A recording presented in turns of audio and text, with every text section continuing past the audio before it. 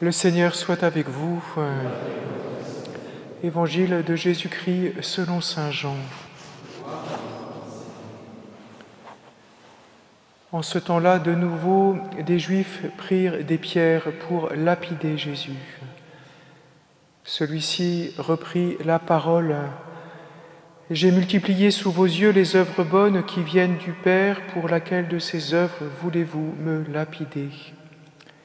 Ils lui répondirent, « Ce n'est pas pour une œuvre bonne que nous voulons te lapider, mais c'est pour un blasphème.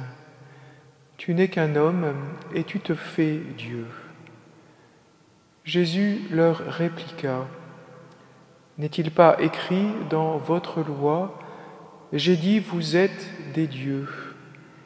Elle les appelle donc des dieux, ceux à qui la parole de Dieu s'adressait, et l'Écriture ne peut pas être abolie. Or, celui que le Père a consacré et envoyé dans le monde, vous lui dites, tu blasphèmes, parce que j'ai dit, je suis le Fils de Dieu. Si je ne fais pas les œuvres de mon Père, continuez à ne pas me croire. Mais si je les fais, même si vous ne croyez pas, croyez les œuvres. Alors vous reconnaîtrez de plus en plus que le Père est en moi et moi dans le Père. » Eux cherchaient de nouveau à l'arrêter, mais il échappa à leurs mains. Il repartit de l'autre côté du Jourdain, à l'endroit où au début Jean baptisait, et il y demeura.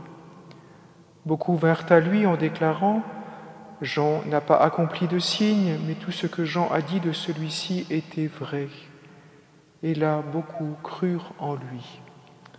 Acclamons la parole de Dieu.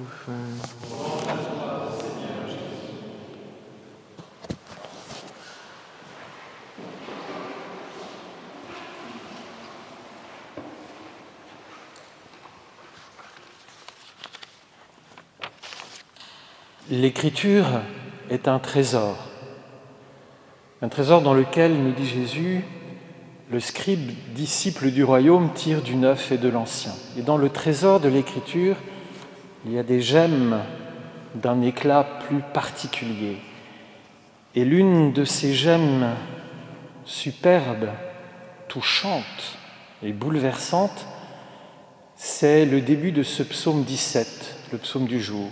« Je t'aime, Seigneur.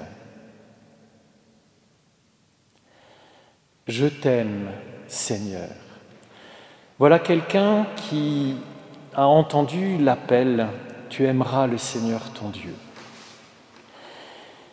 Cet appel, il l'endosse en mettant aussi son expérience dans cette parole. « Je t'aime, Seigneur, ma force. » Ce qui est fort en moi, c'est toi. Ce qui implique qu'il se connaît faible. Ma force n'est pas la mienne, c'est toi, Seigneur. Je t'aime, Seigneur, ma force. Seigneur, mon roc, la stabilité de ma vie, l'appui en toutes choses et en tout moment, ma forteresse, là où je suis en sécurité. Dieu, mon libérateur, donc j'étais prisonnier, j'étais incarcéré, et je t'aime parce que tu m'as libéré.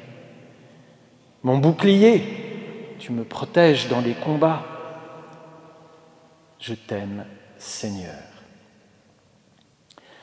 Cette proposition est appelée à être intériorisée, assimilée, incarnée de nouveau dans chacune de nos vies.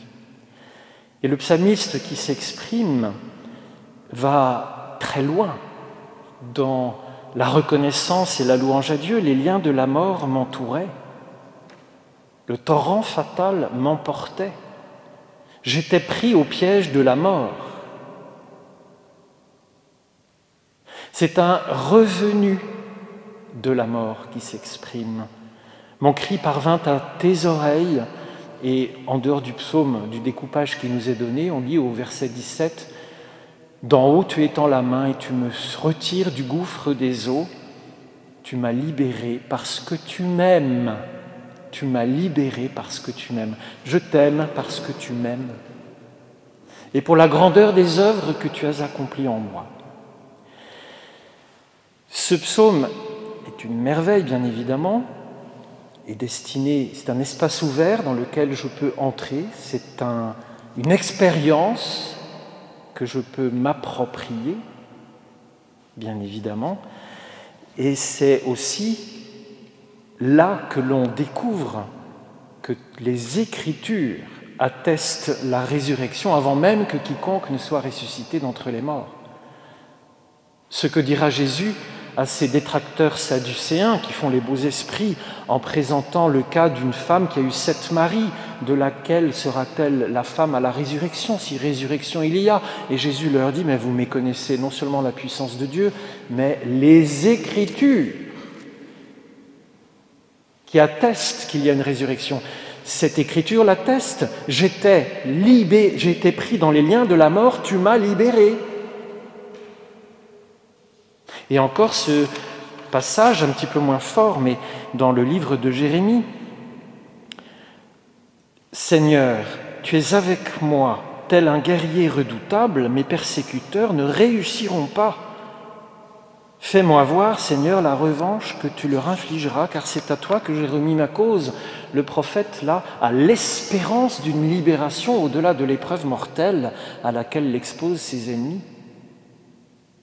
Quelle est cette revanche dont parle Jérémie? Si nous disons que qui parle dans l'Écriture, c'est le Verbe, qui est le Verbe, c'est le Christ, comment est-ce que l'épreuve de Jérémie est-elle endossée dans la vie du Christ? Fais-moi, Seigneur, voir la revanche que tu prendras sur mes ennemis. La revanche de Dieu sur les ennemis de Jésus, c'est sa résurrection,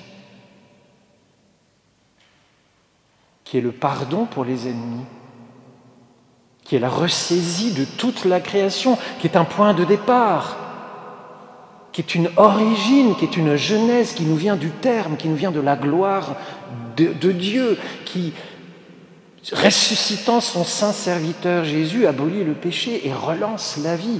C'est pourquoi il est le premier-né d'entre les morts, le premier-né de toute créature, parce que sa résurrection est une genèse tout à fait autre d'ailleurs que la première. La revanche que Dieu prend sur les ennemis de Jésus, c'est ce que saint Paul appelle la justification dans l'esprit. Il a été manifesté dans la chair à Bethléem, il a été justifié dans l'esprit dans sa résurrection, vu par les anges, annoncé parmi les nations, cru dans le monde, enlevé dans la gloire. La justification dans l'esprit. Je reviens au propos initial. Je t'aime, Seigneur, ma force, mon libérateur, tu m'as sauvé car tu m'aimes. C'est l'amour de Dieu qui a la puissance de ressusciter les morts et de donner l'existence à ce qui n'existait pas, Romains 4, 17. Et cette puissance d'amour est attestée dans toutes les Écritures.